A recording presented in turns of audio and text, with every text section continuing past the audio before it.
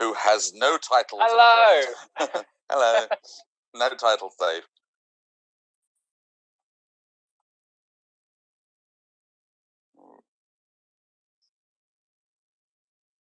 It almost feels like that introduction was wasted. Who has no titles. Hello. Hello. No title save.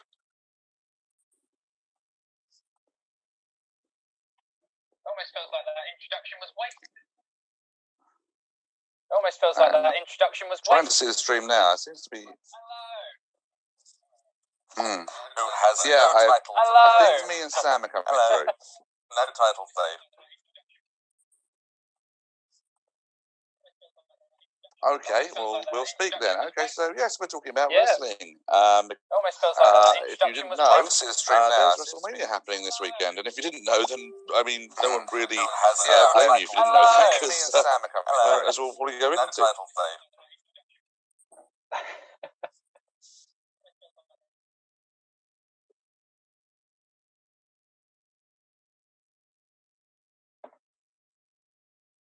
I can. Yes.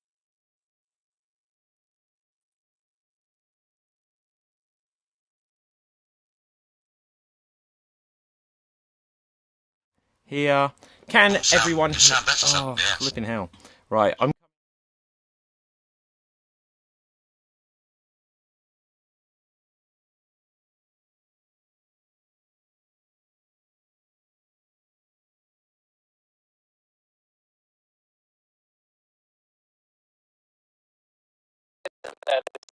Drew McIntyre and Brock Lesnar, isn't there?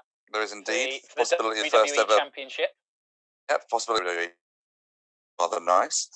We've got the Raw Women's Championship, Becky defending Shayna. Yeah, and that's basically Shayna Baszler's first singles match on the main roster, isn't it? I believe so. She did I know she did the Elimination Chamber, but I don't think she's actually had a match on the main roster yet. Yeah, they're keeping her quite in sort of special appearance mode, I guess, at the moment. The big exactly. last man standing match. Orton. Underwhelming, isn't it?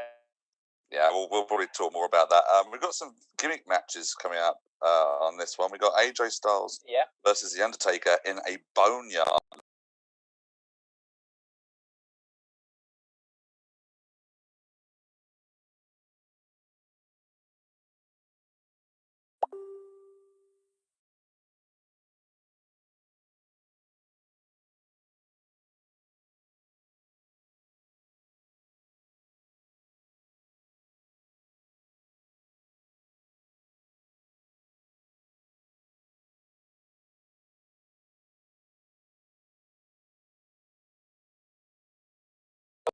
It's one of the ones that I'm most excited about, to be honest. The Smackdown Women's Championship. I see that's Bayley not reciprocated. versus. I was just running down. We're going to talk about opinions in a minute. So that wasn't necessarily a take on my anticipation for the match. I was just running down the card. SmackDown Women's Championship. Bayley defending against Sasha Banks, Naomi, Lacey Evans, and Tamina. Hello, guys. Can you hear me now? Yes. Finally, it's happened for me. So I am joining you. Where are you guys up to? You're just talking about Shayna Baszler against. We're just talking, just going through the card, and we've talked about most of them. Not talked about most of them, but we can name the rest as we go through. Yeah, let's name the rest. That way, anyone watching will get a little bit of continuity going here. Okay, so so just went to the SmackDown Women's Championship match. We've got a grudge match: Kevin Owens against Sami Zayn. Sorry, Kevin Owens against Seth Rollins. We've got Sami Zayn defending the Intercontinental title against Daniel Bryan. Miz and John Morrison versus New Day versus Usos in a ladder match. We've got the Raw Tag Team Championship match, which has basically been picked out of random roster members of Street Profits against Angel Garza and Austin Theory. We've also got Elias versus King Corbin. Had no idea that match was happening. Bobby Lashley versus Aleister Black. Otis versus Dolph Ziggler. And the Kabuki Warriors against Alexa Bliss and Nikki Cross. And I think there's still one match I've missed somewhere along the line. Oh, of course, Goldberg versus Braun Strowman. Yes, that surprise match. Did you guys watch SmackDown Live last night? I did not. Oh, excellent. The last show before Mania. I've seen the little bits. Okay, I've seen the little bits of it from the YouTube, but that's it. What happened on SmackDown last night? They showed Ric Flair's retirement match against Shawn Michaels, which is obviously the perfect lead-in to this year's WrestleMania. And the big thing from it... So just to deal with Braun Strowman versus Goldberg first. Goldberg wasn't on the show. Braun Strowman wasn't on the show either, actually, and Roman Reigns wasn't on the show, because obviously for anyone listening within the context of the time period of now, the whole coronavirus, COVID-19 situation is going on, and that's meant that Roman Reigns had to step out, because previously he's twice suffered from leukemia, and he's in a more high-risk group. And the way they announced it is they said that there was going to be a change to a match, or a new match happening, announced from last week, which I think was the Elias Baron Corbin match. And then after they gave this 30-second thing where they explained where that match is coming from, and also on the card there's going to be Bill Goldberg now against Braun Strowman, and then they didn't mention it again. And that was literally how they did it. So Spear versus Spear completely disappeared, and it was WrestleMania, fighting to survive. Yeah. Bump it up. There we go. Sam, do you remember that song? No. That's about from 1993, I believe. So the year before I was born. Wow. So, okay, so... You've heard of the Beatles, though. Come on, you've heard of the Beatles. You know those other old bands. Come on. Yeah. I have heard of the Beatles, yeah. Exactly, there we are. So, okay, so... No excuse. For anyone watching, listening this, I might like restart the show here. So I'm going to leave it playing here. But when we do the audio version, this was just us testing it, because it's the first time we've attempted to do a Superkick Mania Pro Wrestling podcast as a live stream. It's the first time I've actually done one with extra guests on it, because I've only been doing the Superkick Mania Pro Wrestling podcast, I think, since November. And with some things that have happened, obviously, this year running up to it, it's been a little while since the last podcast. But within the climate of everything happening in the world, we've been doing, with our Extreme Improv family, we've been doing some live streams. And so from this, I decided to get in touch with our other resident wrestling fans, Samuel George and Dave Green, myself, David Postansky, and we are going to talk things WrestleMania on the day of WrestleMania, when it's going to be, for the first time ever, a 2-day event. So, what match, we'll begin with this, what match are you most looking forward to, guys? I was saying I'm quite excited for Rhea Ripley and Charlotte Flair. Yeah, that's it's really interesting. Charlotte Flair, again for context, won the Royal Rumble this year, and she decided to challenge for the NXT title.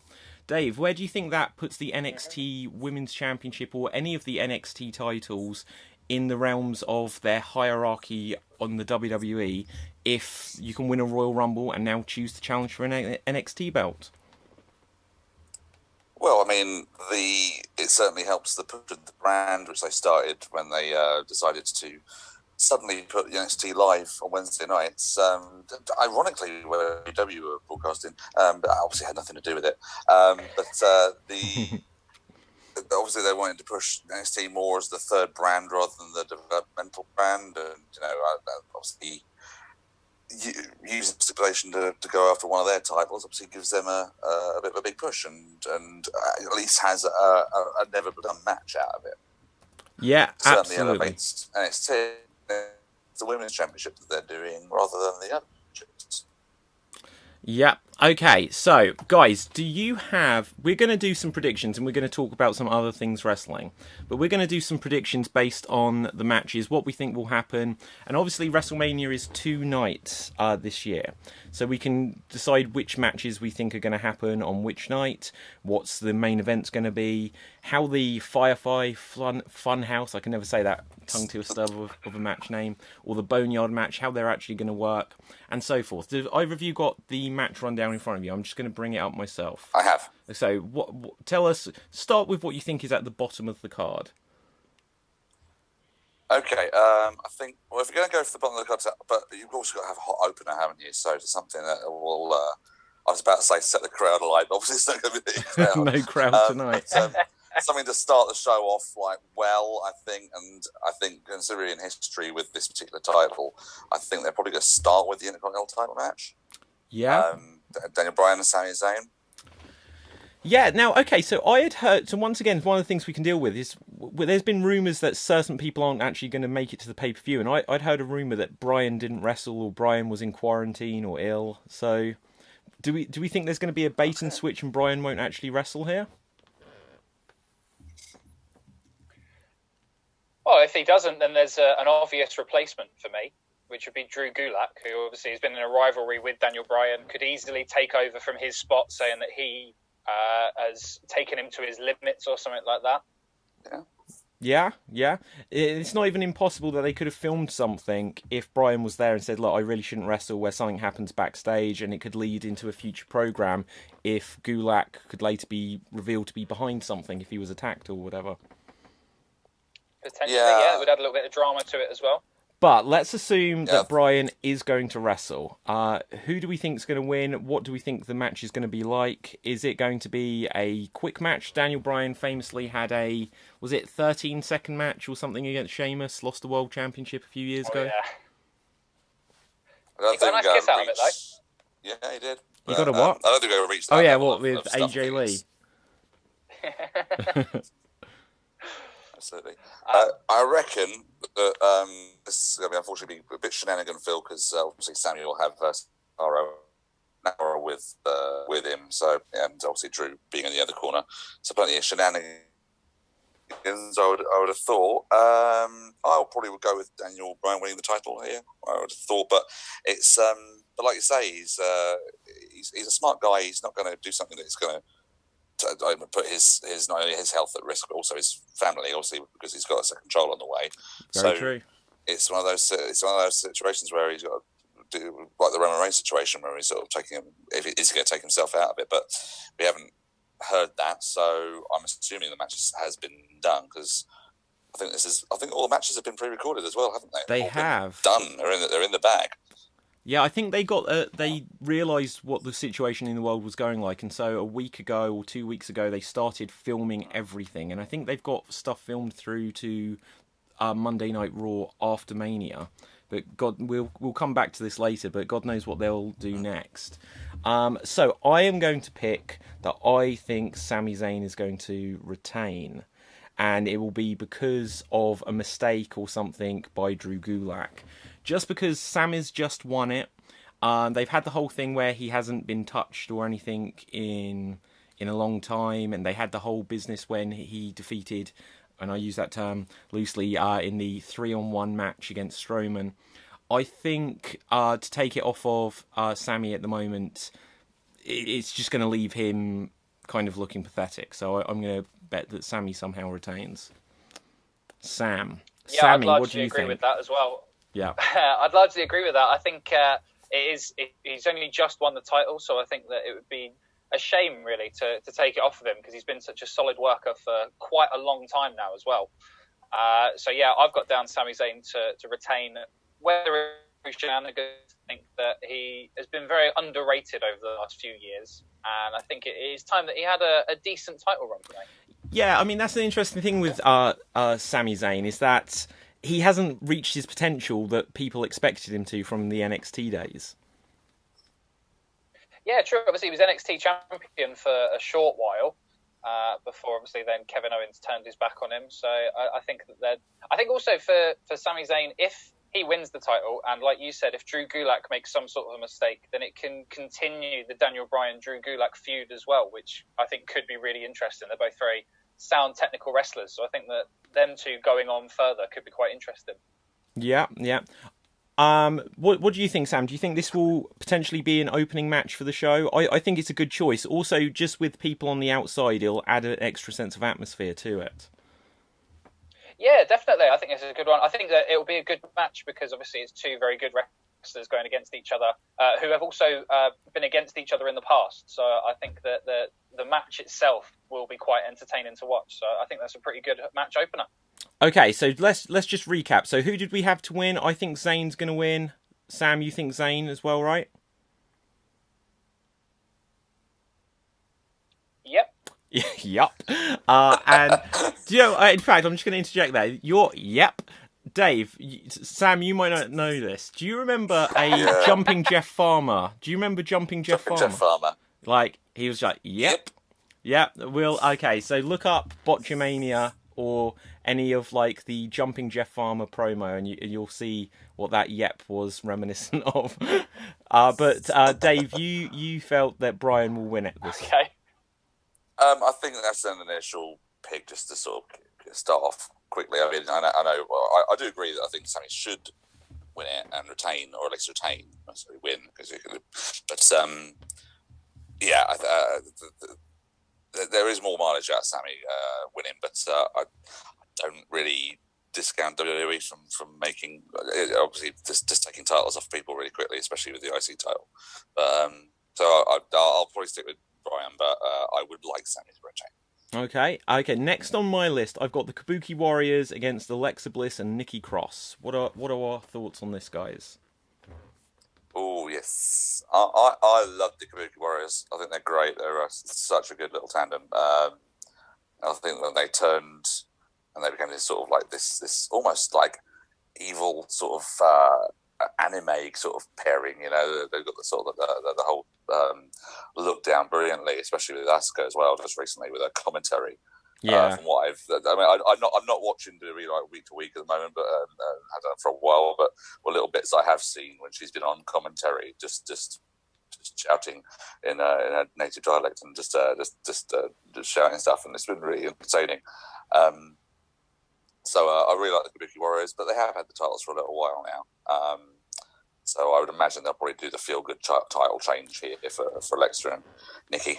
Yeah, that's a really good point, actually. Just because, especially with the world how it is, could this be the WrestleMania where they just go for feel good? They want to put the smiles on faces, as is the corporate slogan.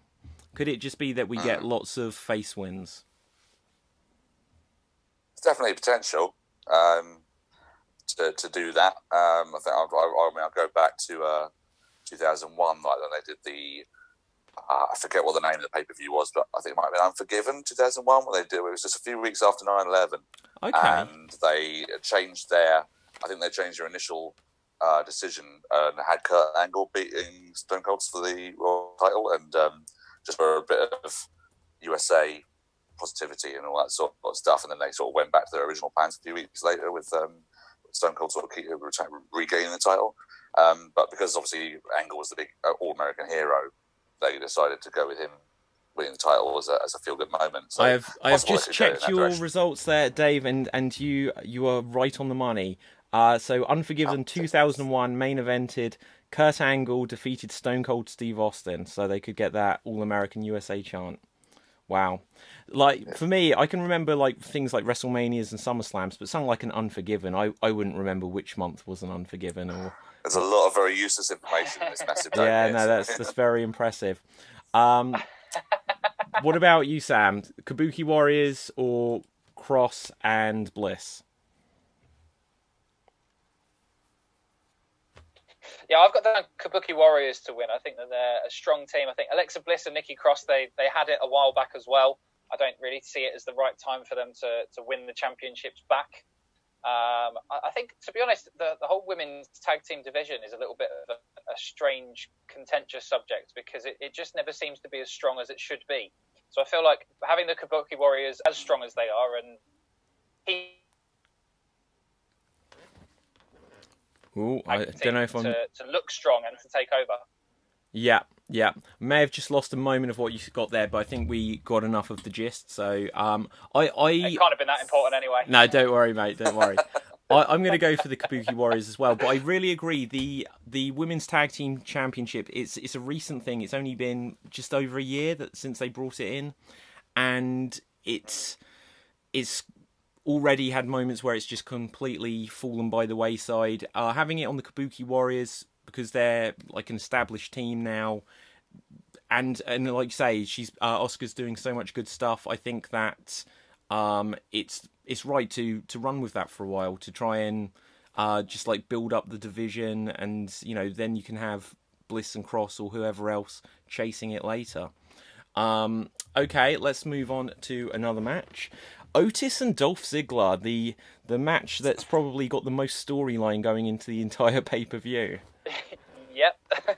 This is proper wrestling soap opera storyline stuff, isn't it? This is one of the this is the guilty pleasure of mine. I've not been particularly watching this stuff, but I have been sort of keeping my eyes on this story, and I'm a little bit behind in my watching, but I've only just today been watching most of Elimination Chamber, and I did not realise how the crowd was so fully behind Otis. I was really shocked at that. They were really they was really over, and so yeah, it's a shame this isn't happening in front of a crowd, because I could just imagine the crowd going absolutely mad for this match. But do you know what? Like, I think it's a story, and I'm not going to say like it's a stereotype for wrestling fans or anything, but I think a lot of people can connect to the idea of Otis, and the whole Beauty and the Beast kind of situation where he is the underdog, and that's what it really comes down to, that people want to see him succeed, and like people feel like, well, if he can succeed here, then anyone can, sort of thing.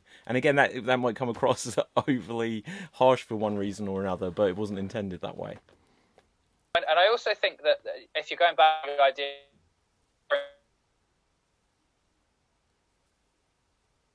so it makes a lot of sense for him to be the reason that we have that feel-good factor. I don't necessarily think it will be a whole face win of the night, but then you also do have the other ones who are heels, but they're still quite loved by the fans. But I think this is one of those matches where if you want to go for a feel-good factor, Otis winning will be the one that people talk about at the end of it. Yeah, I completely agree. I think Otis has to win. There can be... Or the other alternative, and this might not work without a crowd, if he loses, but out of his win, Ziggler somehow upsets or cheats or bumps into Mandy Rose, and then she turns on him. Otis still loses, so he might lose the battle but win the war. That kind of thing could happen. Don't know how well it will work without an audience there. Because I'm just... Okay, so Sam, again, this may predate you slightly, but you may be up on your wrestling history. I'm trying to remember, it may have been WrestleMania, it may have been at SummerSlam, but when the Macho King Randy Savage with Sensational Queen Sherry was against the Ultimate Warrior in a retirement match, and the Macho King lost, and... in the audience, so Sensational Sherry was then attacking Randy Savage, but in the audience was Miss Elizabeth, who came and pushed off Sherry and then reunited with the Macho Man. And even though Savage was retired and had lost the battle, he got the girl and won the war. Could it be a situation like that? Potentially, I think without a crowd, like you say, it would be a difficult one to achieve. I think. Again, if you want to go back to the feel-good factor, then I think maybe Otis winning and winning the girl may be the best way of going about it. Yeah, I do agree. With no crowd, I think it's the cleanest way of doing it. The cleanest way. I think so as well. Yeah. You mentioned that moment. That was the very first pay-per-view I ever watched, WrestleMania 7. It was WrestleMania 7. Very well. That stood out. Yeah, it stood out very well in my memory. Because it was the first time really watching a full wrestling show and not really knowing either of them, but then that whole drama at the end and the crowd suddenly just being absolutely bursting with adoration for Savage and Elizabeth at the end. I was just like, what is going on? But I don't know what's going on, but I think I love it. Yeah. Okay, Sam, out of interest, what was the first wrestling pay-per-view you saw? Oh man, I don't know if it was one of the big ones. It's one that I kind of, vaguely remember. I don't think I ever really watched the full pay-per-views. I only ever watched like the odd bits here and there. So I definitely remember Rock and Stone Cold going against each other at one of their few times they did that. That's kind of my earliest wrestling memories. I don't know what. Maybe about WrestleMania 15 sort of thing. That could be somewhere around that time. 15, yeah, I don't think it was the last time they went against each other. Yeah, so when did they... Was it 15, 17... And 19. Yeah. So every second year. The first one I saw, actually, was Royal Rumble 1992. So just under a year. Good one. Yeah, Ric Flair won the Royal Rumble, came in at number 3, lasted to the end. And I couldn't believe it. I was a fan of Hulk Hogan. All I knew, and I don't know how long I'd been seeing any sort of wrestling in the build-up to this, but I knew I was a fan of Hulk Hogan. And Hulk Hogan, to me, should have won. And I couldn't believe it. How did this little guy, Ric Flair, win the Royal Rumble? To me, it was crazy. But if you go back and watch that, Hogan got thrown out by Sid, and then Hogan turned on Sid. Hogan was the heel, effectively. Yeah. Okay, but let's go. Have you ever watched Hogan back in the day? He does lots of little... He'd rake the eyes, he'd rake the back. Matches, rakes the eyes, rakes the back, punches, all the places. He'd break the rules all the time. Yeah, and never really called him out on it. Apart from Jesse Ventura. Jesse Ventura was always right about it. He was a great heel commentator. You ever watched a match, I think it's Survivor Series 89, Survivor Series match that Hogan's in there, where basically Hogan sort of single-handedly eliminates everybody, but because the referees basically disqualify the other ones. Because at one point, I think two guys are beating him up so badly, he decides to disqualify them both. Okay, yeah. It's really weird. It's just like Jesse Ventura's just losing it on commentary, and you're sort of with him on it. Okay, let's bring things a little bit back to the present. Let's rattle through some of these smaller ones, and we can go on to some other bits along the way. Elias and King Corbin. This is a match I do not care about watching. Don't give a shit about this. Oh, sorry. Don't give a about this one. Sorry. Language can be what you want on the show. Yeah. So last year at WrestleMania that Elias had a thing with, was it John Cena, or was it The Rock, or was it The Rock at the John Smackdown? Cena. Yeah, Doctor of Thugonomics. John Cena came back as the Doctor of Thugonomics. And it was the rumour for a little video. while. It was the rumour for a little while that it'd be John Cena and Elias here, wasn't it? Possibly, yeah. Thank Which God I think it probably wasn't. would have been a lot more interesting. No, I think it would have been a lot more interesting than this. Yeah, it would have, but we'd have been sacrificing, obviously, what was our Firefly Funhouse match later for that. And maybe we'll watch it and decide that would have been better after all. But, okay, I'm going to say that King Corbin should win this, because to me, the character of Elias is completely pointless. He comes out every single week, plays the guitar, does a funny rhyme, and that's it. What's the potential for this character? It's one of those ones that lasted longer than it should have, and similar to like the Stardust character, where it lasted way too long, and now everyone's bored of it. No one really cares, and the problem is with having that is no one really cares about the matches that they're in. So like, they're two quite big guys who could have quite a hard-hitting match, and it could be quite interesting to watch. But just because of the character, no one cares about it at all, as far as I can tell. Okay, we're going to pick a winner for this, though. We can pick a winner, and then we can bury this match. I said Corbin. Yeah, me too. Dave? I'll say Elias, but I would just say I won't be watching this match. I'll skip this one. I don't care. Do you guys both have the network? Yes. I'd borrow a friend's. Okay, well, that's fine. Do what you need. Okay, let's go. I'm half and half with the friend as well. Yeah. So, Aleister Black and Bobby Lashley. Again, this is another match where it's rumoured that Bobby Lashley wasn't going to be doing it. So, I'm just looking. Maybe it's not been updated. I'm getting my match rundown from Wikipedia because WWE.com didn't have it visible for me to see what matches were happening. That sentence is so bizarre. A WrestleMania and the WWE website don't have the match listing up. Yeah, well, I can't find it. You'd think it'd be easy, but it wasn't there. I'll go with Aleister Black on this one just because I think he's far superior to Bobby Lashley. Well, not far superior in terms of in-ring, but or anything like that. But he's a much more interesting character. I've been watching Aleister Black for like years because he did quite a few years on the independents, which I do watch independent when there's no viruses out there. But I do watch watched him as when he was known as Tommy End. Okay, so pre-WWE, where was he? He was before he joined NXT. We're just getting a little bit. Are we okay?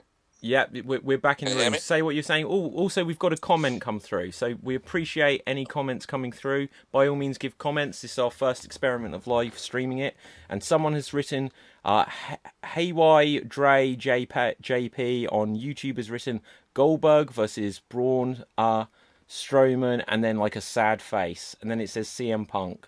It should have been CM Punk. Yeah, I definitely agree there. Anyone watching, by all means, put some comments through. We'd appreciate it. But you were saying, Dave? Yeah, no, I was saying I've been watching Aleister Black from before he joined NXT. He used to be known as Tommy End, and he was.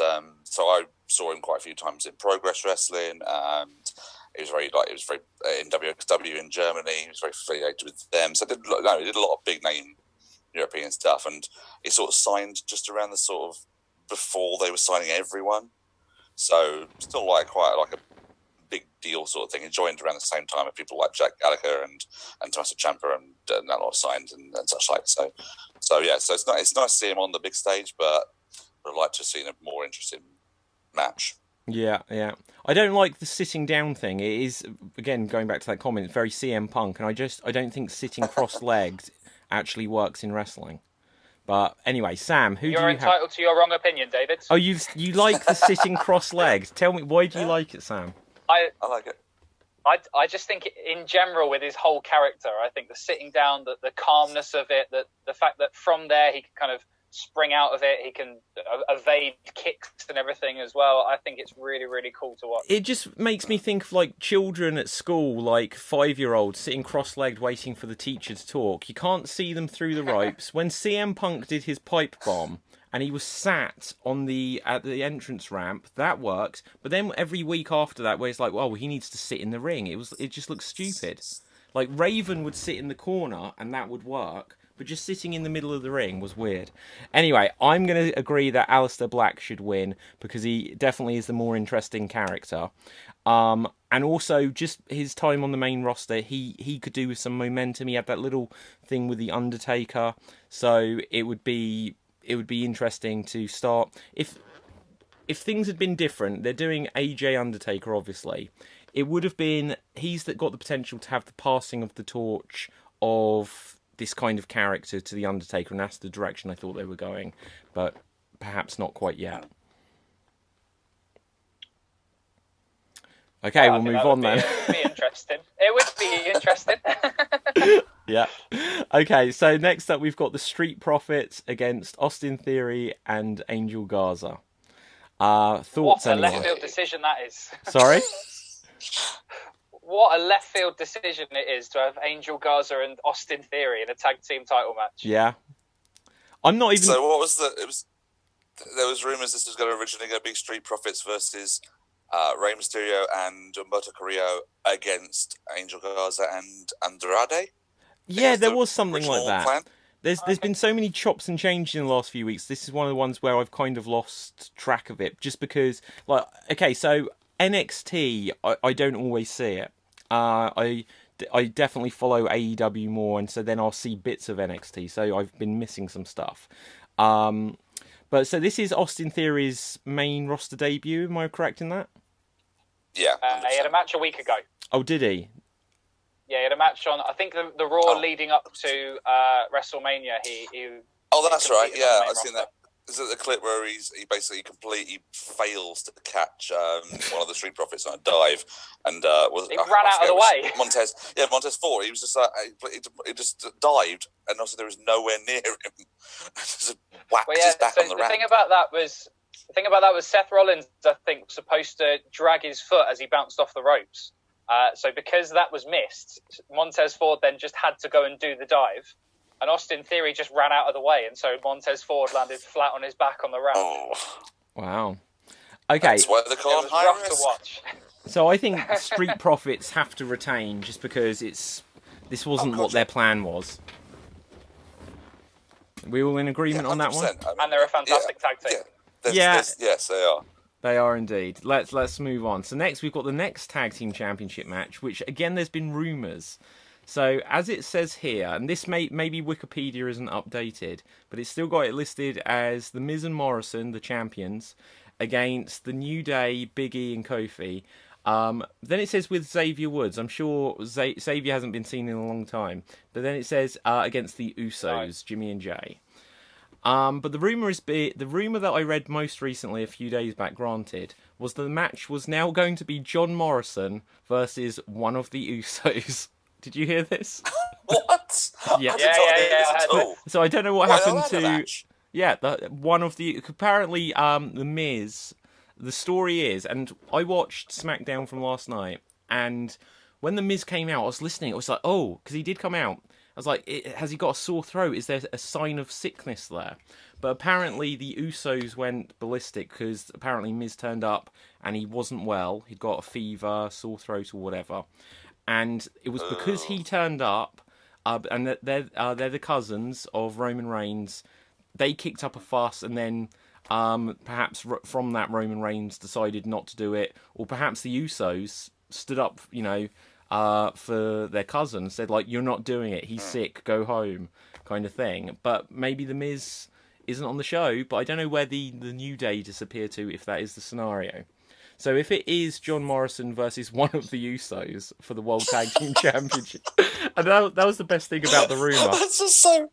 I'm just seeing the match card. Like I was imagining, obviously the graphics and all that sort of thing.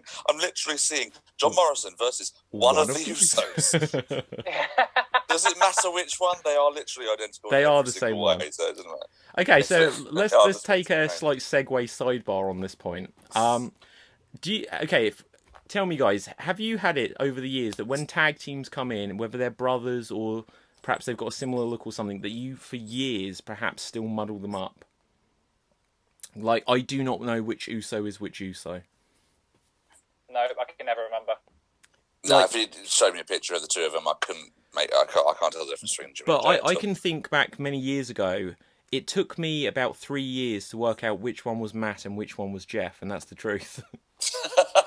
I was really hoping you'd say it took you 3 years to work out which one was Bubba Ray and which one was Devon. Okay, so let's have fun. Ultimate. Like, so anyone watching this or listening to this, all of us we've been doing the Extreme Improv Extreme Show, and we're not going to do improv, but we can throw in a few like challenges along the way.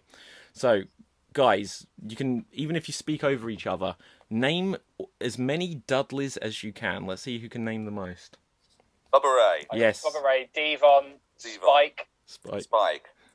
Big Dick. Yes. Big Dick. Sam is out. Dances with Dudley. Yep. Sign Guy Dudley. Yes. Sign Guy. This is a random one, but this is actual. There's proof of it out there. Yep. Butch Dudley and Luke Dudley.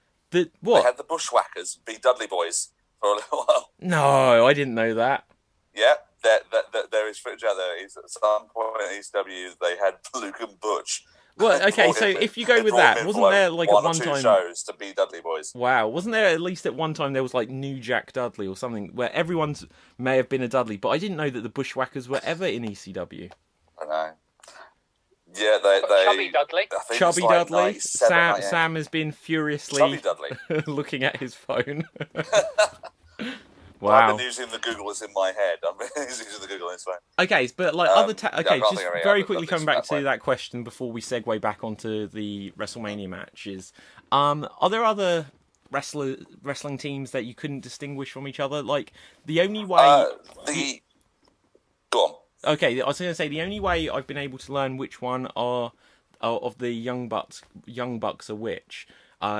Matt and Nick Jackson, is I have to go back to the Hardy Boys, where I was like, so Matt Hardy has dark hair, Matt Jackson has dark hair, and that is the way I learned. And it took me about 3 or 4 months a couple of years ago, just because I'd seen them periodically when you'd see like some, if I'd see any like New Japan or Ring of Honor or whatever things on the internet that they're doing, I'd never know which one it was. But when there was the whole All In first pre-AEW show, I was like, right, okay, I'm going to start watching Being the Elite and getting the sense of who these guys are. And the only way I could learn is, well, they're basically the Hardy Boys, and Matt Hardy has got dark hair, and Matt Jackson has dark hair. So there you go. Dave, gotta have a system. Yeah, Dave, were you going to give an example? Yeah, the only other thing I didn't have any real definition of who was who, and they had so many gimmicks, but probably the biggest one they were in were the guys from DOA, Skull and 8 Ball. Yeah, who are the big bald guys, goatees that had exact same tattoos, but there was one subtle difference. I think that one of them they had the same tattoos, but they had them on different arms. Yeah. So it was all dependent on what arm was which. So one of them was Skull, one of them was 8 Ball, depending on which tattoo was on. And then they were the Harris brothers, weren't they? That's the only difference you can make. Ron and Don Harris. Yes, the Harris brothers. They were the Creative Control. The Jacob and Eli Blue. That's right. Yeah. Sort of like signs, well, the Blues Brothers. I think they're called the Bruise Brothers at one point as well. I think in ECW as well. But and the last I remember hearing of them, and this might be inflammatory, so this is just what I heard in case it wasn't true. I think they were at the very first TNA pay-per-view, and one of them got into a lot of trouble because he was wearing a T-shirt with a swastika on, or something like that. Yeah, there is a massive thing that they might actually be white supremacists. Wow. But we'll segue off of that. We're just reporting the rumours we heard, but we're saying that is rumour in case we get sued by or just chased down by Skull and 8 Ball. I couldn't tell apart. Sorry? Oh yeah. I thought of a team that I couldn't tell apart. Okay, who's that, Sam? I can't remember the team's name, but they used to just wear all gold, and Edge and Christian posed as them. The Lost Conquistadors. Yeah. That's the one. I could never tell them apart. Yeah. Joe, you would get a thing like that. It's like, I think, was it in WCW, there was like Villano 1 and Villano 2 or something like this. But... Oh, the Villanos, yeah. They were like from AAA, Los Villanos, but they were all like had the same mask and everything. Yeah. I'm not as familiar with them, but I think Los Conquistadors, they had the Christian thing, but they date back as far as like the mid to late 80s in WWF. A Survivor Series match. They end up being like the last team to survive before being eliminated at the end. It's like, how are these guys surviving? Anyway. Okay, let's bring it back to WrestleMania. Do you remember Los Matadores? Los Matadores. Oh yeah. Yeah, who was that? Yeah, was that Primo and Epico? Epico and Primo. Yeah. Carlito's brothers that did nothing. And they had but they also had the little guy, didn't they? Oh, El Torito. I can't remember his name though. El Torito, that's the one. Yeah. Okay, so next up on the list here, I've got Seth Rollins and Kevin Owens. I think KO has to win. Okay. Do you not? I've gone with Seth to win. I've gone Seth Rollins to win. Really? I think. Yeah, I think the whole Monday Night Messiah thing, the God Collar. If he wins this, then that can go. To the fact that he's got that and he's got his followers as well, which I think could be really cool. Yeah, my thought is that, excuse me, that they're pushing this idea that Kevin Owens hasn't had his WrestleMania moment. And what's great about it is it's kind of like the true story where we know that years ago, he was going to be having a main event match with Jericho, I think. Then last year, was it last year or the year before? He was going to come back and be in the main event for the world title. It was last year because then Kofi Mania happened and they tried to still push through that Kevin Owens was coming back and going to be in the main event, but they had to follow the audience and go with Kofi Mania. So he's the guy that's almost had 2 WrestleMania main events and has currently had none. So I think they've got to give him some sort of olive branch or a bone or throw him a bone or whatever it is. Yeah, I agree. I think Owens should probably win this one. I think he's got the crowd behind him, and whenever they do get back to having shows in front of crowds, I think that getting one over on Rollins finally will help. apart from anything else, help move along and move on to another thing for them, because these guys have been feuding for like, what, 5-6 months now? I mean, I think Not a a while. highlight has been, and it's a clip that they keep replaying, and they'll probably replay around Kevin Owens all just for years, is his springboard off the sloping Raw set, which was incredible recently. Okay, but we'll move swiftly on. Next, things are getting more interesting as we move up the card. So we're getting on to our main events, and this actually, so I tell a lie. I said Otis and Dolph probably had the match with the most story going in, but it's actually going to be this one. I'd skipped over it. Edge versus Randy Orton. Thoughts? Well, Royal Rumble, I think the fact that the rumours have been there for a little. There's little rumours saying Edge is going to be in it, and I was literally like, I'll believe it when I see it.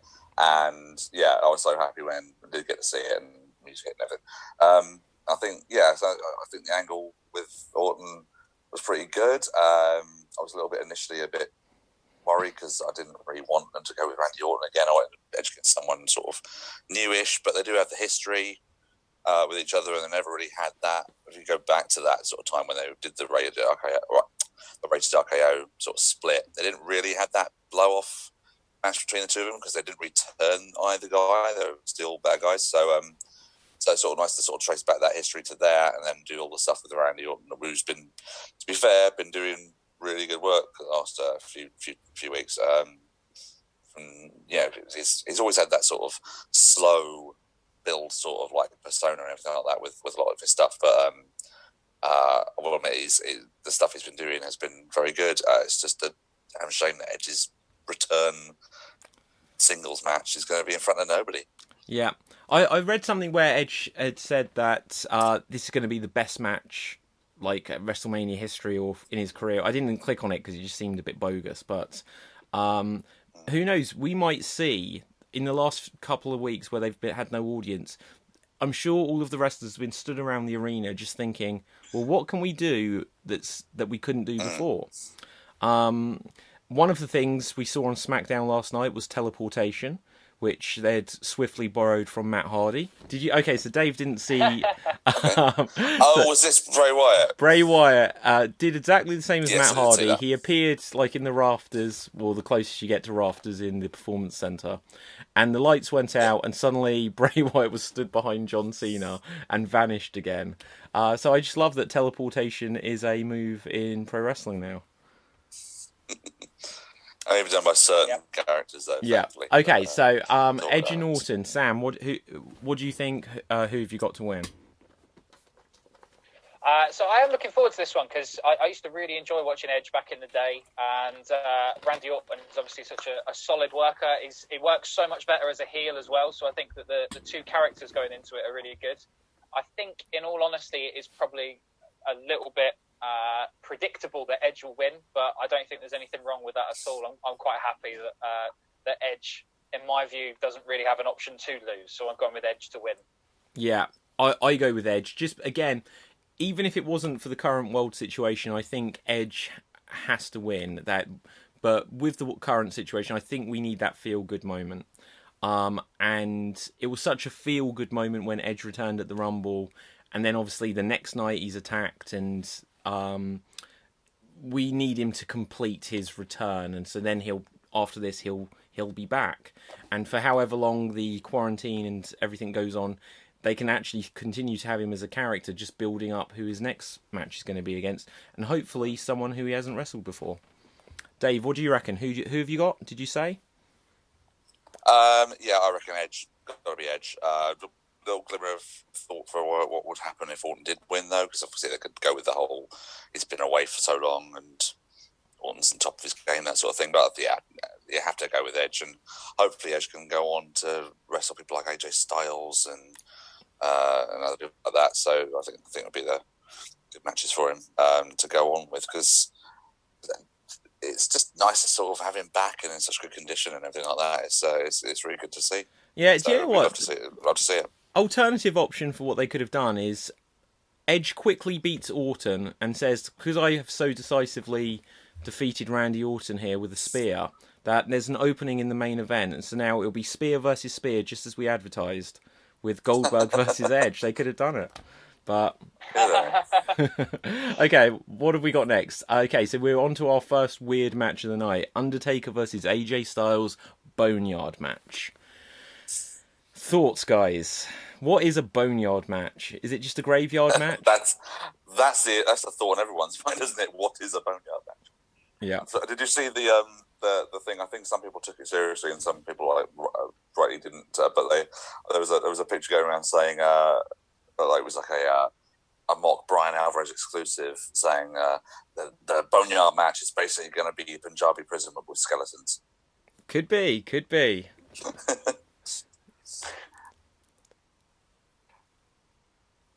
Sam, what do you reckon? I wondered if it would have any sort of connotations like a. I wondered if it would have any connotations like a buried alive match, which I think would. If you go with like a Punjabi prison style match, then I'd go Undertaker to win. If you go buried alive, then the only one that can win that is AJ Styles, because as we know, the Undertaker can come back from the dead, as he's done on multiple occasions. Yeah, true. Like it's kind of a shame that I think Undertaker has lost more of his gimmick matches than he's actually ever won. But yeah, that is very true. Yeah, especially buried alive matches. Casket match, I think he normally wins, doesn't he? Well, I think did he lose against Yokozuna back in the day in a casket match? Is that how they got rid of him when he disappeared for a long time? Yeah, that's right. And then he came out of the video wall and flew to the sky. It was actually out of the wall. It's quite fun. Yeah, but no, I think Sam's right. I think he's won probably one more casket matches, and he's lost. I think he's just lost like the big ones, like the one with Yoko and the one with Michaels and all that sort of stuff. But yeah, I think I'm really interested by the fact that the only thing that's really caught my eye with this whole sort of thing is anytime I've seen a clip of like this AJ Undertaker thing is that Undertaker's been more himself in this sort of run.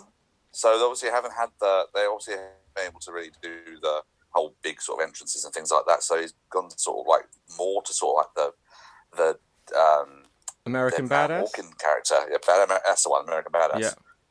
So sort of he's looking more like that. So I would actually quite pop if he came out to the ring and suddenly his American Badass theme cuts in. That would be great. Instead, that'd be really cool, actually. I think. But I don't think it's going to take place in a ring. The rumor is that each night on the card, of course not, that there's going to be one match which will be probably in a haunted toy shop or something, the Firefly Funhouse, and then this match is going to be on location in a graveyard.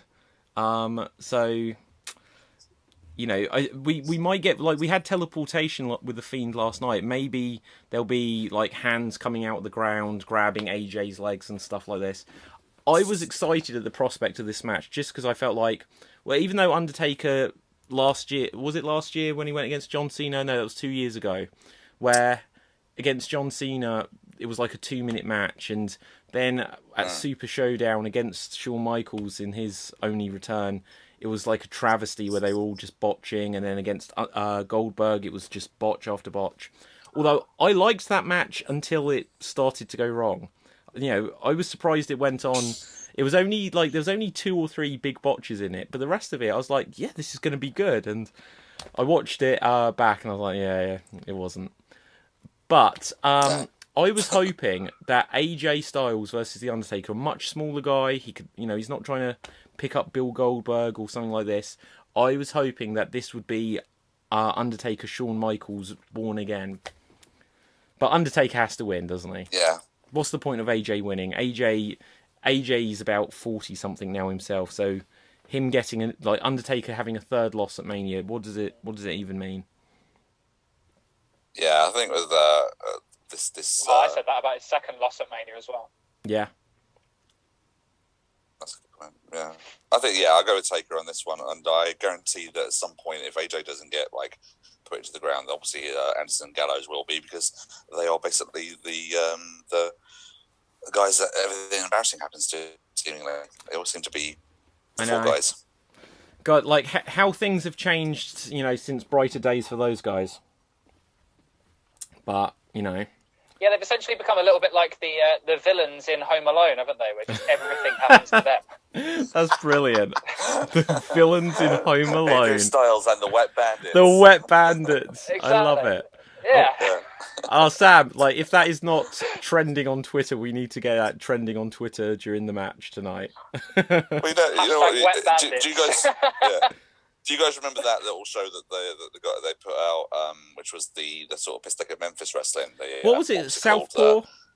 Southpaw Pro Wrestling. What it's called now? Southpaw Regional Wrestling. Regional, yeah.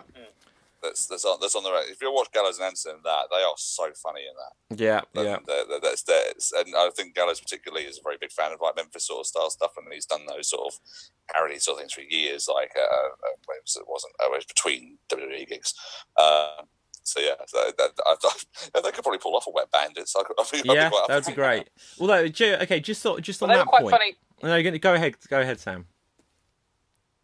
I was just going to say, do you remember they were feuding against the New Day for quite a while, and they just eventually became these doctor characters who kept making testicle jokes? That's right, and they had Big E's testicles. It was amazing. Yeah, the thing I was gonna say, very testy. Yeah. If either of you saw it, if you have seen Impact Wrestling, did you see a few months ago when they did basically a like Memphis old WWF regional Smoky Mountain Wrestling style parody show? Yeah. It was incredible. Yeah, I saw that. I thought that was so genius. I almost wish that they'd just say this is the company from now on, but stuff like that works. Well, you've got NWA, haven't you? You've got NWA Power that just sort of does the old sort of studio style wrestling now. So on YouTube, I've not seen like every single episode of it or anything, but by all means, that's pretty good. The old style, everything that's old is new again. That sort of thing. So that's all good. But of course, you obviously do because you got yourself an NWA. A hoodie thing, didn't you? Yeah, thank you to Maureen from NWA, so who sent that to me. So, okay, let's see what else we've got. We're racing towards the main events, so we can decide which the main events will be. This won't be the main event, not a chance. But so Bayley, who's the SmackDown Women's Champion, Lacey Evans, Naomi, Sasha Banks, and Tamina.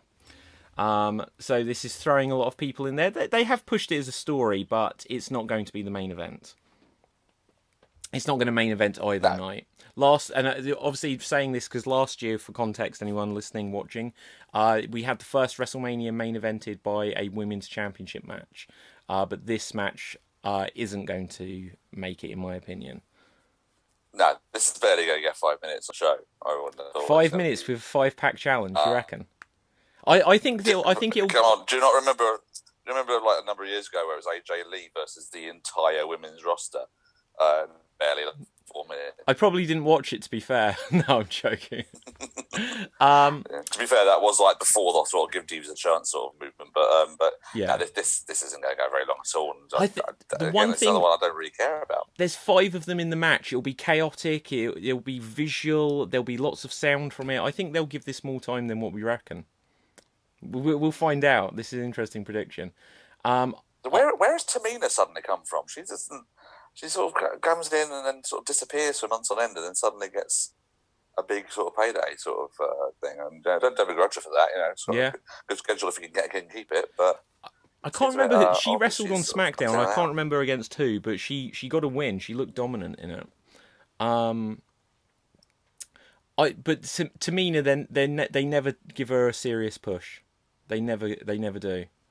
I think I would like to see Sasha Banks defeat Bayley just so that it then goes to their feud, because they've got enough of a history now where they can be feuding, then be teaming, then back again and forth like this. But I think that's the only interesting thing. They've been teasing it for years as well. Exactly, it's like one of the only long-term booking things that they've ever done. Something I want to see. Yeah. I would like to see Naomi win at WrestleMania. That would be a feel-good thing. I think Naomi's like hands down one of their best they've got in there. I think I would go with Naomi to go with this one, to be honest, and sort of like maybe keep Sasha and Bayley for later down the line. I mean, if you were to do that though and have Sasha win against Bayley, who would you then turn? Because they're both like on the bad guy side of things. So yeah, that's really true. Yeah, it's very, very true. Good point. It's too soon to turn Well, either one, but especially you can't turn Bayley back to what she was.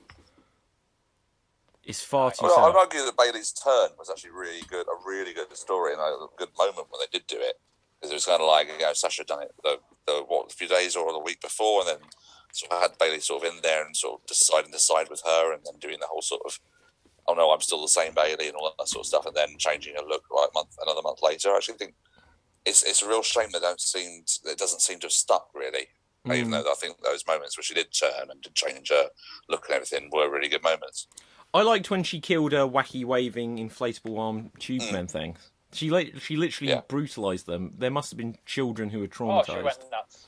Yeah. Did you not see? There was a video on Twitter of some kid just crying as she was doing it. Oh, actually, typical parent thing. Typical parent thing of like, oh, you try to fool them rather than the internet. That's always a good way of things. Okay, so let's move on. So. Style. Next on the list, we've got John Cena versus The Fiend Bray Wyatt in a Firefly Funhouse match. Do you remember I'd like to know what a Firefly Funhouse match is. It's just in a haunted toy shop, isn't it? Do you remember the House of Horrors match? WCW Bray Wyatt against Randy Orton a few years ago. Oh no, okay. No, it wasn't that. It was Bray Wyatt against Randy Orton, and it was like in the. Oh yeah. I can't remember exactly what it was now. I think it was something like House of Horrors or something like that. But it was in like the Wyatt compound, like Wyatt. I vaguely remember it. Like vaguely do. Yeah, this is going to be another one of those where it's just like their attempt at a Hardy Boys compound match or something. Yeah. Yeah. But I think they've got great potential, because if you remember years ago, there was Steve Austin versus Booker T fighting in a supermarket. If they just have something where there's like loads of props that they can use, they can make this very entertaining. And if they shoot it like if they shot it like they would shoot like a movie, it would have a different feel to it, and you could have different things pop up. There might be some interesting things you could do with it. But, like, just imagine, so we've seen these puppets for so long, and what's the one that's like the girl, like Sister Abigail? Oh. I can't even remember what her name. Abby. But, yeah, so imagine if you just Abby get her on like the little saw, like little bicycle, just wheeling in on her own. That would be brilliant. I'm just thinking suddenly, what happens if you get the life-size versions of these puppets? Suddenly Rambling Rabbit goes down behind the table and then comes up life-size. Yeah. It'd be like... What's going on? That could finally bring in Sister Abigail as well. Well, I think they did. Guys, I'm just going to pause that thought. We'll come back to Sister Abigail. We've got a couple more comments on YouTube from Crazy Homer, who says, hello, and would you rather be a face or a heel? So let's answer our question. So, Crazy Homer, we welcome you and thank you for being here. It's the first time we've tried one of these streaming shows like this of our Superkick Mania Pro Wrestling podcast. So, we're going to hopefully get more chat when we do this again. But, guys, face or heel? Would you rather be a face or a heel? I would be a heel manager. I like that. I don't want to be a wrestler. Yeah. I would like to be a heel man. Just do this. I'm building up the guy. And Dave, I genuinely don't rule that out as being part of my future. I'm just looking for that client. I'm looking for my client. Yeah. Sam, how about you? Heel manager. Yeah. It's a difficult one, because for ages and ages, I was a massive, massive John Cena fan. And I was like, if I was a wrestler, that's exactly who I'd be. I'd be doing all of that. I'd be going wild like that. But then over Christmas, I did a pantomime and I was the villain. And I absolutely loved just being that one who told everyone to shut up, who told everyone that they were horrible little creatures and stuff like that. Yeah. Okay. So for context, so much fun to do. Context: anyone watching, listening, we are all actors as well. We're actors who do improv and are also wrestling fans. So we've come together for this.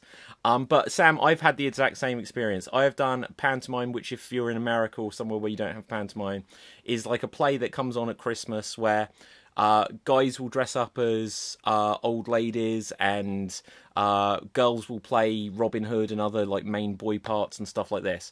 But you'll get these very over-the-top Dick Dastardly style villains. And I love playing the villain, but I often get cast as like the good guy, like the silly friend. And sometimes when I've been in front of an audience on a long run of a pantomime, I will just turn on the audience. I'll have a complete heel turn, and I'll if there's like a routine where it's like, you know, oh, you will tell me if it's behind me, won't you? If I'm the one that's doing up to mischief, and they're like, oh, don't do that, and I'm like, you wouldn't dare boo me, would you? And the kids, they just instinctively boo like that. Yeah. And I just like take in the energy from the boo. I love it. But yeah, I would be heel, full blown heel. I think I'd like to be like a heel, but like a Demon King style heel. Oh. So like with the face paint and the, you know, there's a whole mystique about it as well. I'd like to be that type of heel, I think. Finn Balor, Demon King. As a heel. Yeah. Okay. I think that would be a lot of fun to do. Nice. Okay. I see that sense of interest isn't reciprocated, but that's no. I was very interested, Sam. Just for anyone watching, trying to figure it out. I literally, when I was trying to think, Sam suggested about an hour before we did this that we actually like live streaming it. I was like, well, if we live stream it, I have nothing wrestling around, and yet I've got a lot of wrestling things. So one of the things I have is a figure of Finn Balor, which I was like, where can I put these things? And I didn't quite figure it out. When we do our post WrestleMania live stream, I will have lots of wrestling things decorating the room so that it makes sense. But no, I agree, it sounds good. So we were talking about the Firefly Funhouse match, Bray Wyatt against John Cena.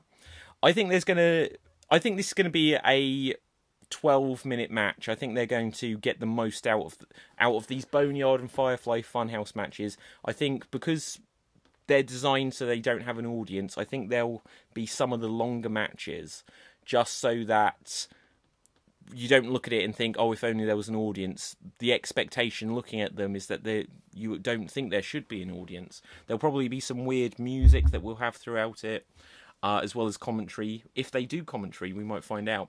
But The Fiend has to win this match. Bray Wyatt cannot lose, in my 100%. Opinion. We said about like the feel-good factor, but it is a feel-good factor. Everyone likes The Fiend. Yeah, definitely. He's one of those ones where, although he's a heel, everyone really enjoys The Fiend. The fact that he's this whole character, again, like you go back to Mystique and that kind of thing.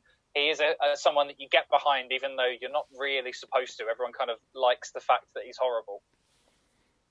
Yeah. Dave, how about you? Who did you go with? Yeah, The Fiend should win, so John Cena's probably going to win. Yeah, WWE booking. It seems to be that way. No, I think Fiend should absolutely win it, but I can see like other things happening. Oh, hello. Oh, hello, Dave. Dave has left the building. I have. No, I'm not Shawn Michaels. I think that there could be other things. I think, considering that ending you were mentioning earlier about Bray suddenly appearing behind Cena and all that sort of stuff, there could be a lot of jump cut sort of style stuff and things like that. And I think that Bray Wyatt, the Firefly Funhouse host, will also be in this match. So you'll have a bit of like a lot of jump cuts to like him wrestling as Bray Wyatt and then going back to the Fiend and all that sort of stuff, just to sort of outspook Cena and all that sort of stuff. So I think that could be something interesting. But it's the storyline sort of thing behind this sort of thing, this match. It was really weird to me that they said, 6 years ago you beat me at WrestleMania, and then that began my downward spiral.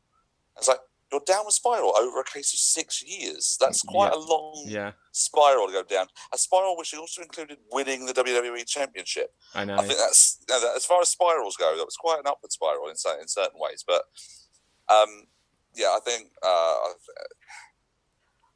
I think Cena's going to win it. I don't know why, but I think okay. I'm going with Cena, but I don't want him to. I would like Fiend to win. Yeah, the Fiend should win, but I think Cena will. Yeah. Okay, Sam. I'm just going to ask you: was that a reference to Super Dragon? do you know that? No, there used to be a chant for John Cena that was Super Cena. Okay, but Super Dragon. Yeah. He's okay. Anyway, doesn't matter. Okay, maybe that was taken from Super Dragon. Okay, let's go on to our next match. Now, last year Becky Lynch was in the main event, and this year she's against Shayna Baszler. I don't think this has quite had the push to be a main event, but with it being split over 2 nights, I think there is the potential. This could main event one of the nights. Thoughts on this match, anyone? Yeah, I would agree with that. I think there's potential for it too, but I also think there's potential for them to do a total squash job and have Shayna just destroy Becky. I actually think Really? they could do that. It's not impossible. Just to, it's not impossible. I don't think Becky's the sort of character that can come back from it. I mean, remember when Brock Lesnar squashed Cena years ago to win that championship, that title match, and didn't really harm Cena too badly. So I think there's a possibility of them doing that. So I think Shayna's winning it.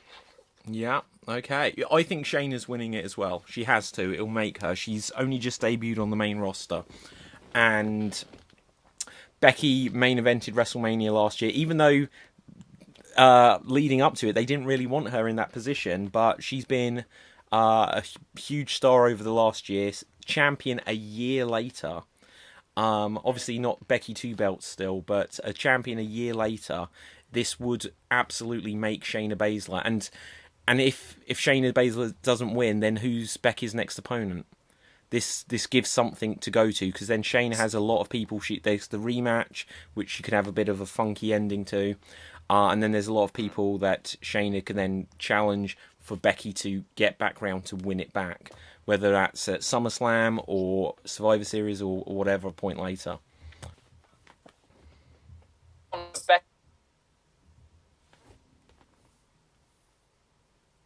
Oh, I don't know if we're just losing audio on you guys there. Maybe losing audio. So let's just say that I think it's... No, go for it, Sam. I've got you. Oh, okay, cool. So I just think it's a little bit too early for Shayna to just blast through everyone. I think that if she does that, then there isn't a credible opponent for her that you can believe that will beat her at some point. I think that you kind of then almost get into a bit of the Brock Lesnar thing, where for a long time it was like whoever he goes against, no one can ever beat them. Yeah. And I think Shayna should win it, but slightly further down the line. I think if for me, being a fan of both of them, I think Shayna needs to win, just because otherwise there's a huge risk that there's been countless people. Shinsuke won a Royal Rumble, didn't win it at Mania, completely bombed. Braun Strowman he may be the world champion right now, for all we know. But and we'll get to him in a moment. But he's had countless chances where it was his time. Ryback had the moment where it was his time, and when they don't do it in the first instance, sometimes they get a loss. The audience loses faith in them somewhat. WWE loses faith in them, and I think that could happen with Shayna if she doesn't win it. I think she needs to win this. Okay, I think that's true of other people. I think that maybe I almost sort of think with normally what they do is the Raw after WrestleMania or the SmackDown after WrestleMania, they start new programs, and I sort of almost feel like with them not being allowed people in, I think that it would be interesting if they sort of started the new program just before. Bye, Dave. Bye, Dave. I think it'd be interesting if they sort of almost used quarantine their first one and then pay-per-view. That's when... Yeah. No, absolutely. Okay, so just for context for anyone listening there, just because I think I've also momentarily lost the audio on Sam. He looks a little bit frozen. You're back in the room. Dave is not back in the room. During... as Sam and I were discussing the Shayna Baszler Becky Lynch match, I suddenly became aware on the video feed for the streaming version of this show that Dave was like waving, and we could see him moving through his house, and he indicated like 2 minutes, and I'm sure he will be back. We'll find out where he's been and what he's been up to soon. But let's start we'll start getting on to the next match. There's 3 matches left as we've gone through this marathon run through, and I thank you everyone for tuning in and listening and going with any teething troubles we have on the technical front. Oh, Dave is back. Dave is back in the room. Is it a good week? I am back, sorry. Yeah, that's fine. Did you just go for a quick Russo? Was that? Alleviate now. Quick Russo. That might be something that some people will get that, some people won't. Quick Russo. Okay, so next up we have Goldberg versus Braun Strowman. So we will have Big Bad Bill Goldberg, which you can see here. I'm looking a bit like Goldberg at the moment. I've had a haircut this week. But Bill Goldberg was meant to be going against Roman Reigns, as we said at the top of the show. And on SmackDown, they just announced Goldberg will now be going against Braun Strowman. What do we reckon? Is it just a case that Goldberg was coming back for Super Showdown? They decided, well, let's keep you on, have spear versus spear, and Goldberg was like, right, I'll stay till Mania, and regardless of what's happened with Roman Reigns, he's like, I was staying till Mania. Or is there a chance, because I think everyone expected Roman Reigns to win it from Goldberg, is there a chance that Goldberg could stay on for a bit longer? Personally, I hope not. Braun, I think they have to really, because I think the Roman Reigns match is the match they want to build to, and to really give something to get people's attention. And so I think it would. So just give it to Braun after so many times where they were getting, like you said earlier, with things like that, the amount of times that Braun's been given like an opportunity and they just take it away from him. I think it's too late now. And especially with this sort of like this situation, which obviously they've had to like be put into, with Roman taking himself out of the title match. So yeah, I think that Goldberg kind of has to sort of stay for a bit and retain. Ooh, okay. I would have lent towards that. Goldberg, he's already not outstayed his welcome, but he was coming back for Super Showdown for the big payday, and that he was going to be leaving. Now, especially with like Goldberg, he's not old. He's still fit and healthy, but he's obviously not the Goldberg he was 20 years ago. Is he? I think Goldberg, as a family man, is going to look at the situation in the world and say, "Okay, I'm dropping it this week. We're going to have a 2-minute match. Doesn't matter who it's against. The belt is going." Is what I think he'll do, and then he'll just go and concentrate on being with his family. In one sense, it would be good for them to think, okay, we're going to keep Goldberg on until this situation's resolved, and then we'll have, even if it's until SummerSlam, because Goldberg could easily get another program with Dolph Ziggler along the way and squash him again, or there could be a DQ finish or something, Dolph Ziggler. But I think you kind of turn Goldberg heel the longer you keep him, if he's not going to have even like a 10-minute match. Kind of almost have turned him partially heel, haven't they, by beating the Fiend? Yeah. And then he was going against Roman Reigns. Roman's still sort of being cheered quite a lot after his leukemia battle and coming back from that. Going up against Braun Strowman as well, who is quite over with the fans. So I think they sort of are almost turning him into a heel. I personally hope that he doesn't win. I think that they've overstayed the whole Brock Lesnar being a part-time champion.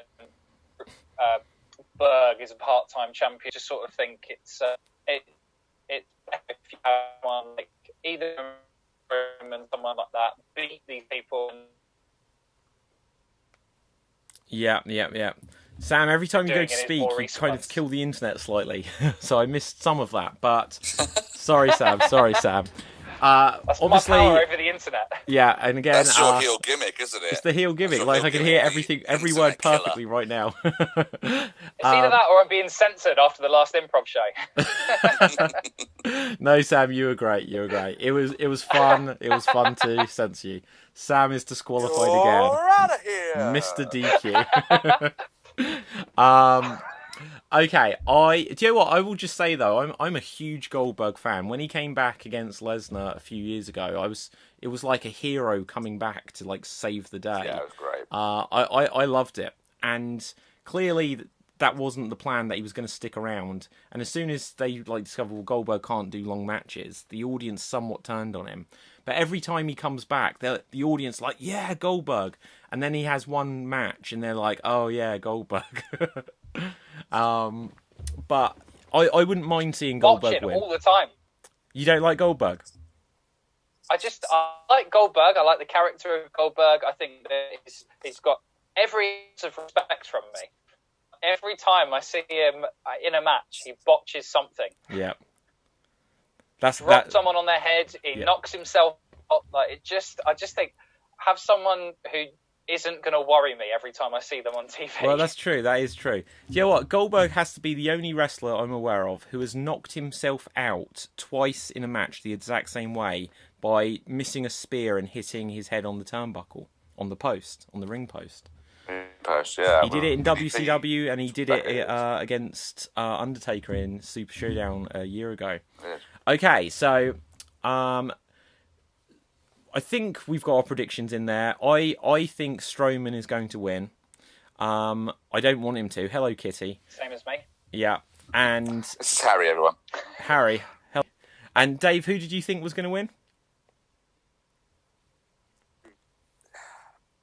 You guys have convinced me a little bit, actually, here. I think they have to go with Braun. But I still think they're going to do Goldberg. Sorry. Yeah, we may be right. Okay, so 2 matches I think left. if they go Goldberg, then they have to have him against Matt Riddle at the next pay-per-view. Yes! Oh, God, for yes. heaven's sake. Yes. I wanted that. God, I'll do that. I like Matt Riddle. I don't like it when I hear Matt Riddle speak, but I do like Matt Riddle. I'm with you there. Yeah. Okay, so Brock Lesnar versus Drew McIntyre. This always should have been the main event, surely. Yeah, I agree with you there. I've got a group that I do predictions nights with. We call ourselves the Undisputed Wrestling Federation, and we have predictions championships. UWF. And I predicted for a bonus. Exactly. So I predicted at the Royal Rumble that Drew McIntyre was going to win it, and then he did. And ever since then, I've been Drew McIntyre's number 1 fan. Ah. Okay, so Dave, who do you have for this, or what are your thoughts on what kind of match are we going to get here? Well, the news of him winning completely threw me. I was not expecting it at all. Because I say I don't watch the shows on week-to-week basis, so I didn't really know that Drew hadn't had this sort of change in his character and was getting popular and all this sort of stuff. So totally threw me. We eliminated Lesnar. It exists. Yeah, it's as Duke style wrestling company. I think was that. I think you can see him on Amazon Prime. Everyone, so if you maybe see that, I think they were on Amazon Prime. But wasn't there like years ago? Maybe that's the wrong belt. Wasn't there like a Universal Wrestling Federation in the 80s or 90s or something like this? Yeah, that's what I'm saying. I think the 90s is sort of like a Japanese sort of thing. That they've got a program on Amazon Prime where it sort of shows like the original sort of stuff. So it's like all sort of, yeah. But a little bit like shoot style, like mixed martial arts style matches, but it's still pro wrestling, you know. They are now our biggest rivals. Find it? I bet they are. Screw you, Universal Wrestling Federation. Okay, so I think No, go for it, Dave. Go for it. Sorry, yeah. Was just finish my thought. I think you're right. I think that they have to sort of do the thing again of Lesnar sort of losing the title. So I think McIntyre seems to have the momentum. I think from that show, one of the last shows I had in front of a crowd where McIntyre dropped Lesnar 3 times with a Claymore kick, and each time the pop was getting bigger and bigger. And I think it's definitely got the crowd on his side. So it'd be a mistake if they didn't have him win. I think so. McIntyre the win. Yeah, I think, again, this is an example where if McIntyre doesn't win, and the only logic I can think to him not winning is that they think, well, we want to make this guy in front of a crowd, and they might feel that to make a new star, that there needs to be the crowd there. That could be the only logic, I think, for him not winning. Otherwise, if McIntyre doesn't win, it will be, like I was saying earlier, with Shinsuke, Ryback, Braun, where they get these opportunities to make someone and then they don't, and that's something that always puzzles me in the logic of the of pro wrestling, but especially in WWE, that when you could have another huge star, a huge asset for when people are injured, so that you don't need to bring back Goldberg and Triple H for the annual matches and things like that. Why do they miss the ball to make a new star, a new main eventer? I mean, like McIntyre's been there for years.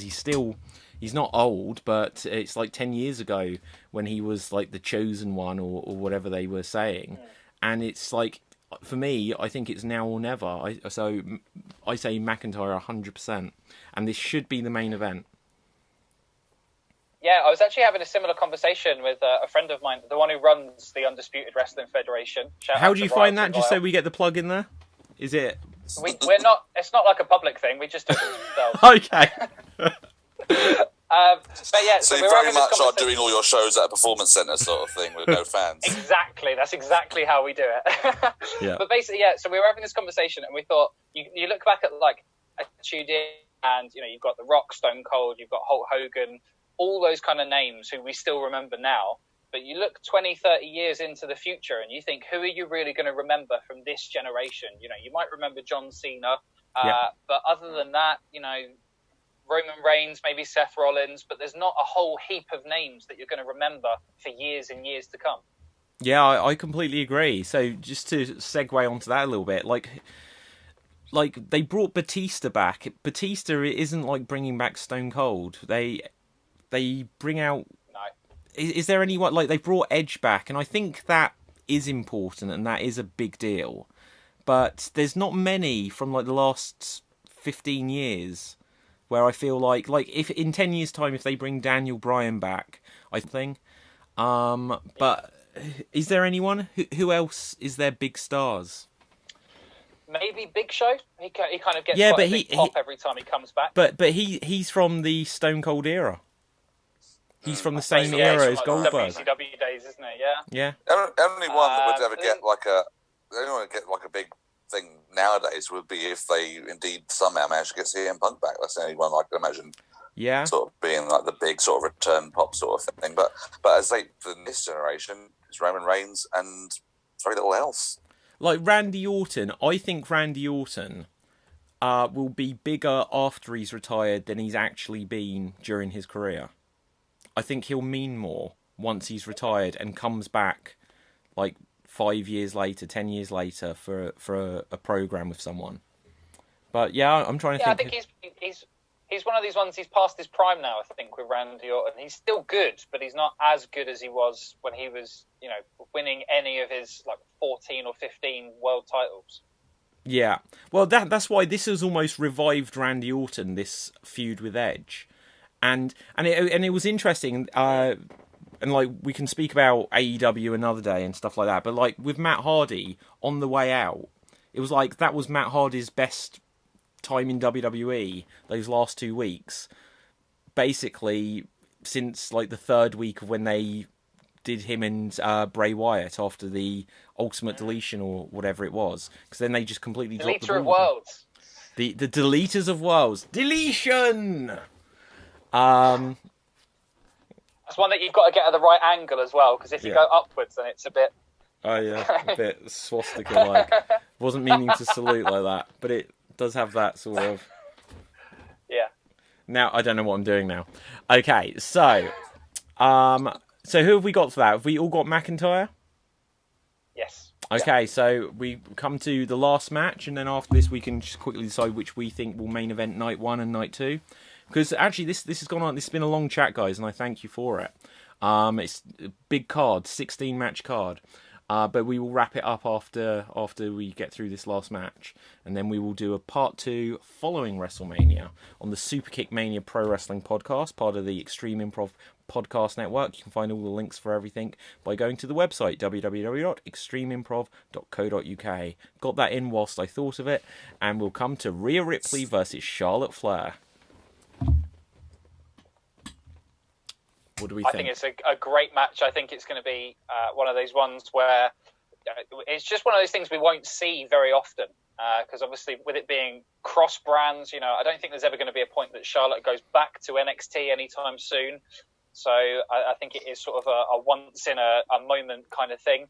I think Rhea Ripley has to retain simply for the fact that obviously Charlotte isn't then going to go back to NXT, I don't think, afterwards. Yeah. I wouldn't be disappointed if it was one of the main events at all. I think it's going to be a great match. Yeah, okay. Dave, what do you reckon? I have a slightly different view, but I'll come to it in a moment. Let's hear what you think, Dave. I think it's interesting. I think in terms of comparisons to the two, pretty much, very similar to each other. At least Rhea was when she first appeared in like the Mania Classic a few years ago.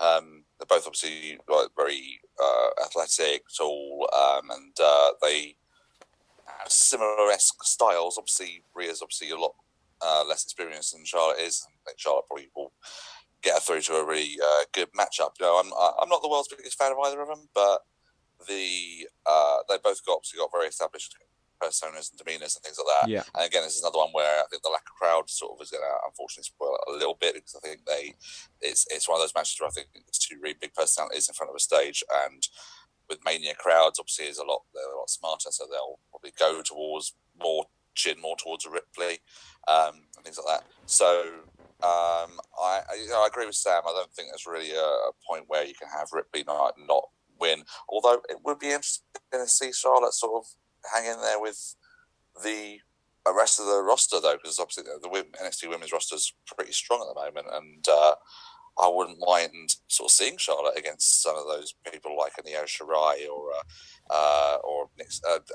Tegan Knox. Sorry, I need to call her her old name. People like that, and see how she sort of goes with them. So I think Ripley's probably a smart choice, but I would not be surprised if Charlotte did win and sort of stayed with NXT for a little bit, just to get her out of the same old. I agree. I think Charlotte will win. My logic for it is, and this goes into the greater world of pro wrestling, there is All Elite Wrestling on a Wednesday night, and they brought in Finn Balor. Let's bring in Finn Balor again, just like NXT did. They brought in Finn Balor. They've had some cameo appearances here, but exactly what you said, Dave. I think Becky Lynch is the Stone Cold of this generation, especially on the women's side of things. And there isn't a spot on Raw for Charlotte to be in the main event. She can't keep losing to Becky. If she's on SmackDown, it's just the same old matches that we've seen time and again. She can take a sidestep to NXT and elevate the whole of NXT, because if Charlotte wins the Women's Royal Rumble as she did, and then goes for what would be seen as a lesser belt, and then loses, it's just like she demoted herself, and then demoted herself so that she didn't even belong there. Whereas if she says, well, I won the Royal Rumble, and I'm going to show these new kids, something, and I'm going to go and dominate there, and I'm the big fish in the small pond, or whatever she wants to say, and becomes the NXT Women's World Champion, then she'll be able to fight everyone on NXT. And then, even if it's only for 3 months or for 5 months, then she can come back and she can have slightly fresher matches with people that she hasn't wrestled in a while. And then when people then come back up from NXT and she's like, well, I fought you in NXT, and they could be like, yeah, but now I'm better and I can challenge you here. So I think Charlotte has to win, and I think Rhea Ripley just being in a main event match against... it's the only NXT title being defended at WrestleMania, and I think it's the first time an NXT title has been. Rhea, it kind of makes Rhea just from that.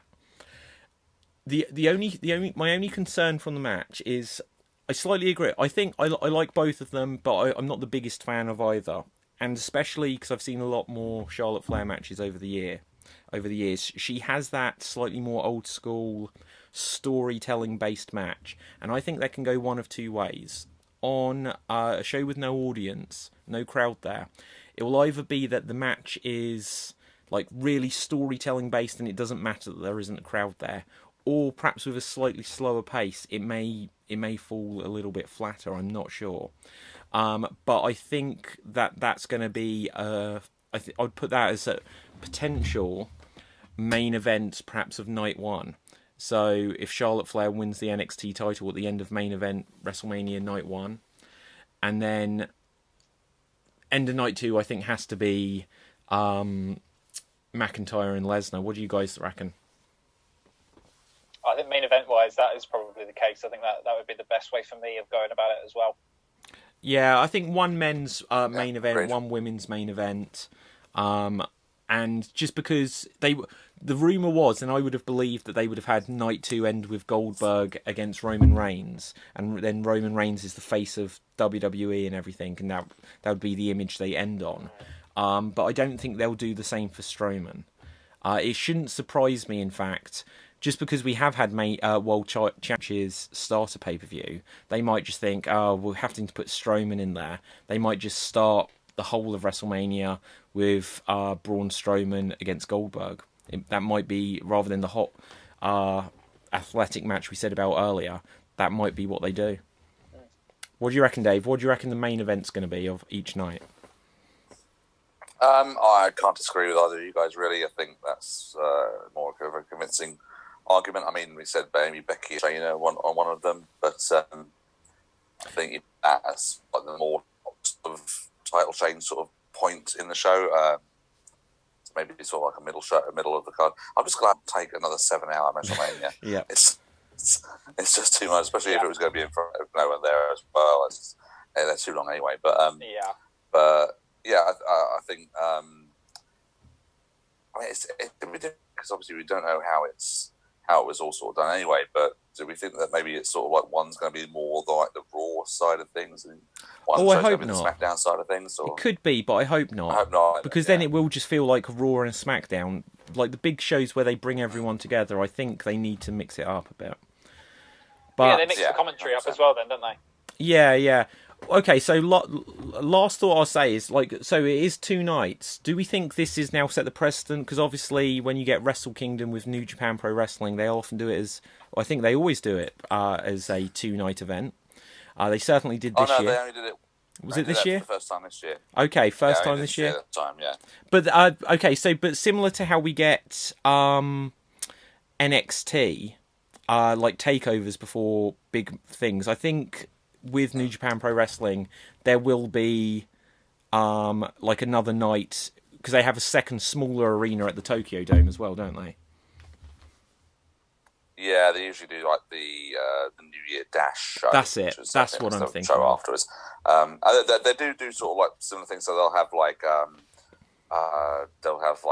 3 shows that are under the same sort of billing of each one, but they'll have it as a different title depending on where they are. So they'll have like Sakura Genesis or Sakura something, on different ones. So I think that's maybe what you're referring to earlier. Yes, but with Wrestle Kingdom.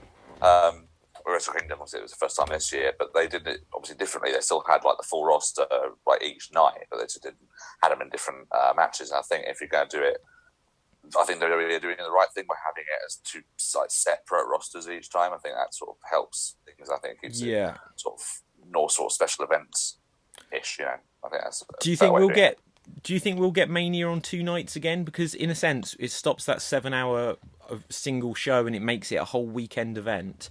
But at the same time, if they're can they have a 70,000 seat arena twice in a row, or does it mean that you get 2 40,000 arenas?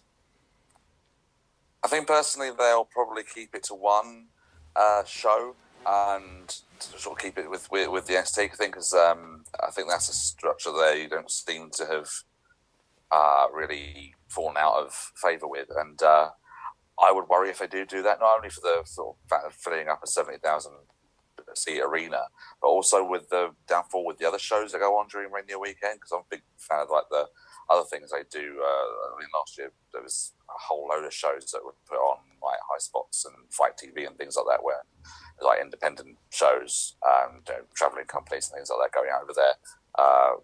The High Spots thing was called Wrestle. They have like lots of shows brought together, and they do like a convention and all that sort of thing. Yeah. I worry about obviously this year. Obviously, all those shows had to go, and a lot of them have had lost money and things like that. So that's obviously a big thing for wrestling in general. And if they have 2, I would worry for those shows as well. Yeah, no, that's a very good point. Like, as they've been running it, especially with Friday Night SmackDown, then they'll have NXT. Well, when do they do? I can't even think how they structure it, because they've got the Hall of Fame, they have SmackDown, they have NXT Takeover, and then WrestleMania, and then Raw. I can't even. When do they normally do the Hall of Fame? They would. I think past times. Before, no? But then when's NXT? Yeah, so I think last year they did Hall of Fame on the Friday night. Saturday night was NXT, and Sunday was WrestleMania. So when was SmackDown? They would have taped SmackDown that week. I was think. It still on Thursday, or was it on the Friday? It might have even been on the Tuesday then. Oh, it might have been. Yeah, mate. Oh, because they might have changed. They would have taped it. Yeah, they might have gone to Fox and changed it back to Friday. It could have still been Tuesday. I kind of forget, to be honest. They would have taped it. They would have taped it though for the schedule of. They do like the Raw and SmackDown like tapings like the day after Mania, don't they now? So they would have probably done that. Yeah. So, any final thoughts you want to give? Because we'll wrap this thing up. Sam, you go. I hope I'm not disappointed, because although it's one of those ones where it could be very underwhelming just for the fact that there's no audience there. And I worry that I'm going to try and overlook the fact that there's no audience there and just take the matches for what they are. But I hope the matches themselves are not underwhelming, because I found that in a lot of pay-per-views in recent times, it has been a little bit underwhelming. And I really hope that for a big event like this, where things have happened that are completely out of their control, I hope that they lift the level a little bit to bring that feel-good factor and, you know, something that we can all really, really get our teeth into and enjoy. Yeah. Dave, any final thoughts? Said on and off on a regular this year, a huge amount.